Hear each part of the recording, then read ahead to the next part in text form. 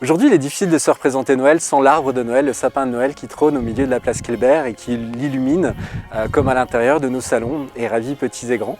Et cette tradition en fait remonte à fort longtemps, il y a presque 5000 ans, où dans les rites païens, on utilisait des branchages, du gui, du houx, du sapin, des branchages qui ne perdent pas leurs attraits, qui restent verts pendant l'hiver.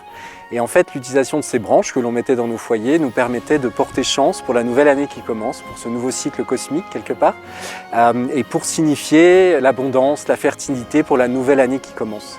Et quand la chrétienté est arrivée, donc en Alsace notamment, ce symbole a été gardé et a été transformé en un sapin de Noël qui était associé à Noël et est devenu un emblème de cet événement.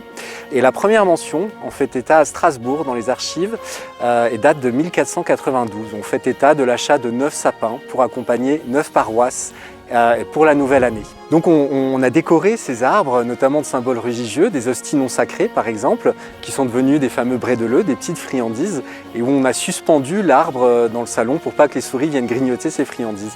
On y mettait aussi des roses de papier, avec une croyance populaire comme quoi les arbres fleurissaient le soir de Noël. On a accroché aussi ce qu'on avait sous la main, donc notamment des pommes, et ça représentait l'arbre du paradis, le péché originel. Intéressant de remarquer qu'au 19e siècle, en fait, on n'a pas eu de pommes, il y a eu une sécheresse exceptionnelle.